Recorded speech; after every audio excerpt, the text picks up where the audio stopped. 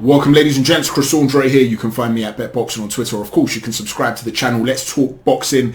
We're going to delve deeply again into this Tyson Fury-Usyk negotiation saga after yet another development today. We are going to look at that in a moment, but first and foremost, let me just say that I'm so grateful to each and every one of you guys that takes the time to tune into this channel. We've broken another milestone we've gone through another ceiling here, 6,000 subscribers this week. I'm so grateful to each and every one of you guys. Over 18,500 views over the course of the last 6 videos, or rather the 6 videos prior to the last one. We'll get to that in a moment. So I was averaging over 3,000 views per video. Such humbling numbers. I'm so grateful to you guys that take the time to tune in and watch and comment and hit the like button. And you guys that go and share the videos with other people to help the channel grow. I'm so grateful to you guys, man. Thank you so much. You really do enrich my boxing experience. And I hope I can continue to entertain you through the rest of the year and beyond. Why not?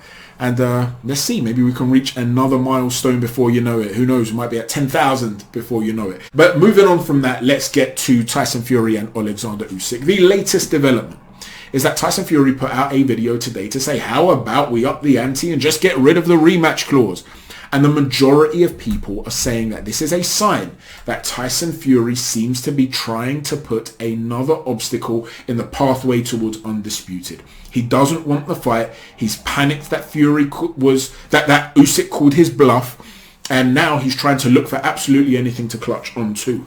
Now we're going to talk about how this might be a Machiavellian approach from Tyson Fury to indeed do that, because I do like to play the defense and the prosecution, give you both sides of an argument. And when I make this point, I'm going to give you a point that perhaps other people haven't thought of. So I'm going to add weight to the argument that Fury is trying to avoid the fight in a way that many other people or nobody else that I've seen has mentioned. However, being the defense and the prosecution and letting you guys be the jury doesn't mean that I can't also give you my own insights. And part of that insight is to say that actually there's been a comment from Egis Klimas, the manager of Alexander Usyk, which is also not conducive to wanting to make the fight. And so I don't see this as finger pointing at Tyson Fury and this is proof you're to blame, this is more evidence to reinforce that. And try and remember, guys, a smart content creator will want to have his finger on the pulse. And the fact of the matter is the majority of people all over the timelines, all over the comments on YouTube, the majority of other boxing channels are blaming Tyson Fury. They're putting the blame squarely at his feet here. It would be the popular thing for me to do. Get more subscribers, grow the channel. That's not how I operate here. I want to be objective. And at the end of the video, towards the end, I will also ask you guys a question that I want you to contemplate regarding this whole saga. But with Tyson Fury coming out and saying, how about we do away with this rematch clause, and people feeling that this is another stumbling block, Alexander Usyk responded and he said, it's your choice, your people's choice to put the rematch clause in. I've got no problem with getting rid of it. Just be a man and sign the contract. Now at face value, that seems to reinforce the position of the Usyk team and Usyk's fans who are saying Fury does not want this fight. The thing is though, if this was a demand from Tyson Fury and Team Usyk couldn't care less, well then it's not really a stumbling block, is it? Because Usyk can just turn around and say, okay, then get rid of it. Now sign the fight. It's not really a very effective stumbling block. It may be a delay tactic, but what we're talking here, a delay for another day, 24 hours, 48 hours. And initially when this came up, there were 3 possibilities that I considered. One of them was that it was actually Usyk that was lying and it wasn't Team Fury that put out the suggestion for a rematch clause. I didn't think that was very likely. It's unlikely that he would have just come out and just made that up. The other possibility is that Tyson Fury was not privy to the fact that his own team had put in the rematch clause. Another thing that I think is very, very unlikely, because Fury tends to have his finger on the pulse when it comes to the business side of things. So the third potential, which I thought was the most likely, is that both teams realise that this is typically the done thing. It's the prudent thing to do, to put in an insurance policy for both champions. There's often a one-way rematch clause when there's a clear A-side and a champion fighting a challenger.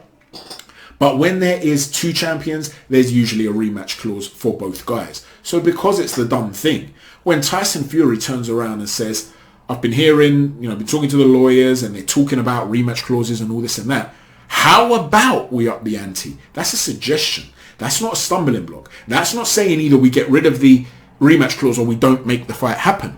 So why would Fury be suggesting it?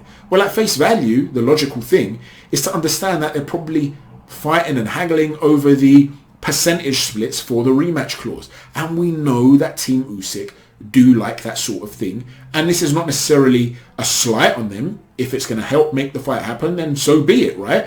Because they did speak about the fact that they did not like the split they were getting when they were going to fight Anthony Joshua.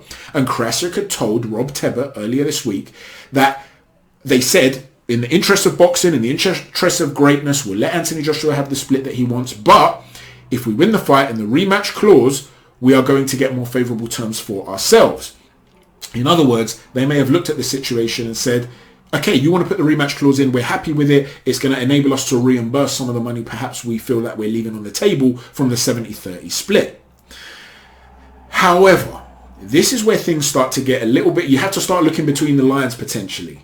Is it possible, so I'm going to add weight now to the argument that Fury is trying to avoid the fight. First, that's what I'm going to do to be fair. Is it possible that because Fury knows that Usyk is trying to reimburse some of the money he's leaving on the table, that he's turned around and said, let's get rid of the rematch clause because that's likely to put them off. 70-30 they've only accepted because he knows if they win the rematch clause, they'll get 50-50 in the rematch. It's the only reason they've accepted it.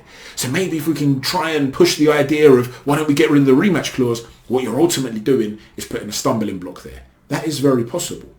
But if Usyk has been saying publicly, I don't care whether it's there or not, and his team have been saying, I don't care whether it's there or not, it's still quite an ineffective approach.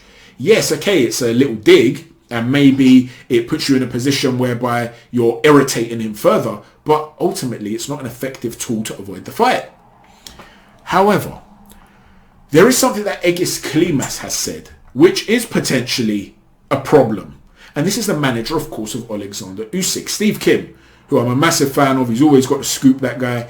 He put out a tweet to say that the manager of Alexander Usyk, Egis Klimas, had told him, and I quote, by the way, we're going to enclose in the contract the 70-30 split for us for April 29th.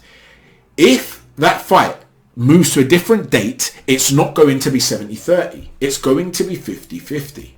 Now, at face value, that might just appear to be Egis Klimas saying, no more messing us around. We want results. You accept it now, April 29th, or we're going to change the terms as well, just to teach you guys a lesson. At face value, he's very frustrated. He's desperate to make the fight happen. But let's look at this another way. Alex Krasic gave an interview to TalkSport tonight. And he said, and I quote, and I want you to consider the significance of this quote, he doesn't want this fight to happen, Tyson Fury, because he knows he's not prepared for it. And there's only 5 weeks left. This is not sufficient for any serious fighter to get prepared for the Undisputed Heavyweight Championship. It's definitely not sufficient. In other words, Alex, you're telling us Fury doesn't want the fight. Why doesn't he want the fight? What is the motivation for him not wanting the fight right now? And Krasic says he's scared. But why is he scared? What is he scared of? He's scared because he doesn't want the fight to happen as he's not prepared for it. And by Alex Krasic's own admission, he's just not got enough time to be ready for it. Now, as a boxing fan, regardless of whether you're Team Fury or Team Usyk, surely you want both guys to be at 100%. I don't want to see a fight where either one of these guys is at 70% and the other one's at 100%.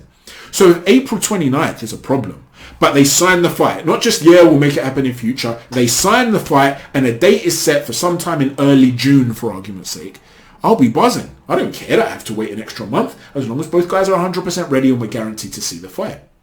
But when you're telling me yourself that you know that Tyson Fury cannot possibly be ready, but that if you move the date, it goes to 50-50, well then aren't you providing the stumbling block? Aren't you the one who's saying we're either fighting a weakened Fury or we're reneging on what we've agreed to in the deal, which is going to stop the fight happening, regardless of whether you felt 50-50 was fair or not. Like I said, I didn't think it was an unfair split. It's still a reneging on what was agreed. People aren't talking about this. Why not? Why are we just getting into this mode where everybody wants to point the finger at Tyson Fury? This is not conducive to wanting to make the fight happen. Now, like I said, in the interest of fairness, I always do this, both sides of the argument. It could just be that Climas is not meaning what he's saying. And he's just saying this to apply extra pressure and to continue to win the hearts and minds of the public and to say, look, we're really frustrated and this is just like a threat so that Fury can take the fight on April 29th.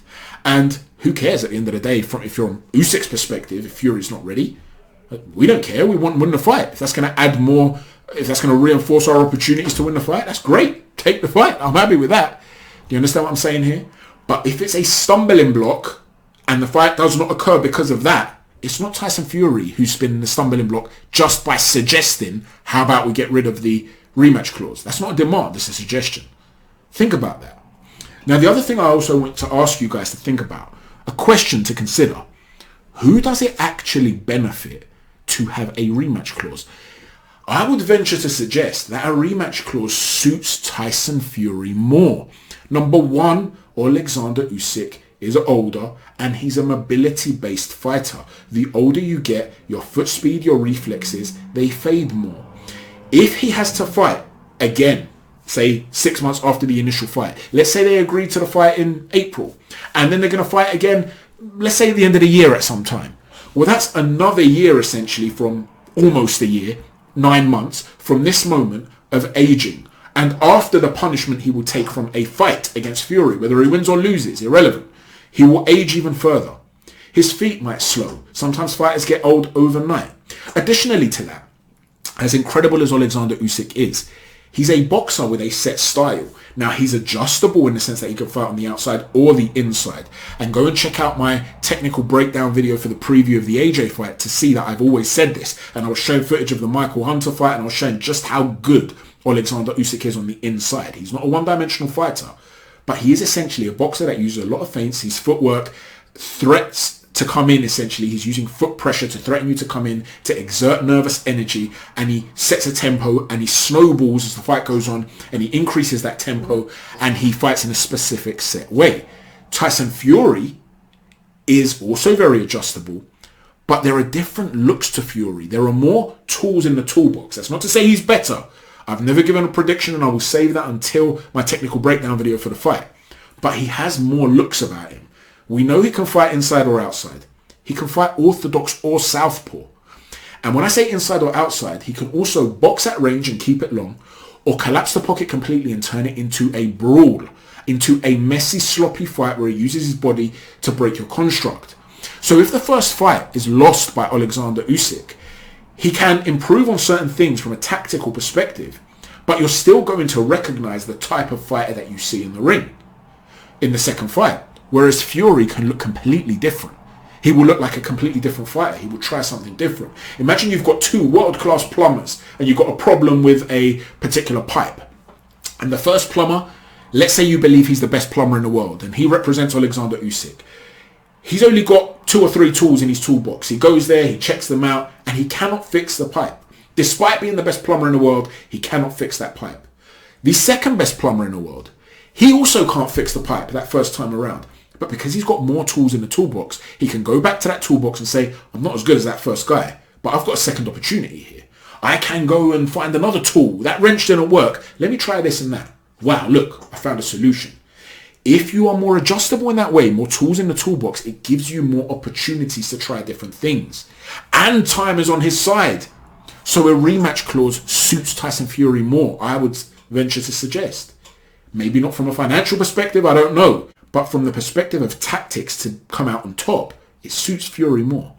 And additionally to that, something else I want you guys to think about. Fury doesn't really have a history of demanding rematch clauses, not even necessarily one-way rematch clauses. When he took the first Deontay Wilder fight, he was the challenger, but he was still a massive name, right? The biggest name Wilder had fought. He could have demanded a rematch clause. There wasn't one. The reason there was a rematch, from what I understand, is that because it was a draw. There was then a rematch clause for the second fight. We don't know who asked for that rematch clause to be instilled. When he fought Dillian Whyte, a challenger, a one-time thing, and I did not like the split that Whyte got. I thought 80-20 was massively unfair to Dillian Whyte, and I did a video on that, right? And I was scathing as to the approach that Team Fury had taken. I thought it was really unfair on Dillian Whyte. But regardless, there was no rematch clause for Tyson Fury.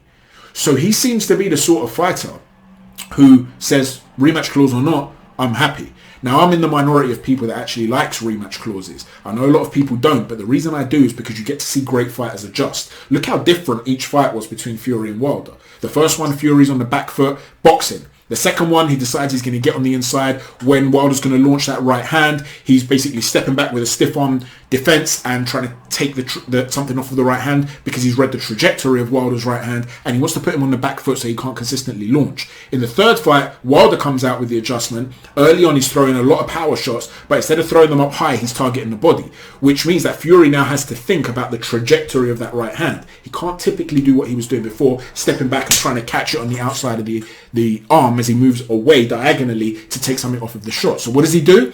He has to adjust and he tries to come inside on the right hand because the power of Deontay Wilder comes at the full extension, the full rotation. So he tries to smother him by getting too close so that he can't extend the right hand to then let go of that power.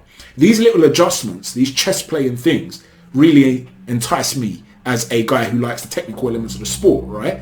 So I'm in the minority of people here. But regardless of whether you want to see a rematch clause or not, the question is, number one, who is more likely to be put in a stumbling block right now with their comments? Tyson Fury suggesting how about we get rid of the rematch clause, or Egis Klimas saying that if there's no movement or if there's movement on the 29th, even though we know Fury can't possibly be ready, then we go to 50-50. That's the first question I want to ask you. And the second one, who does the rematch clause actually suit more? Anyway, thanks for watching, ladies and gents. I've tried to give you my opinion, but I've tried to be as objective as always. Please don't forget to hit a stiff jab on the like button, a right cross on the subscribe button, and an uppercut on the notifications button. Thanks for watching. Chat to you soon. Take care. God bless.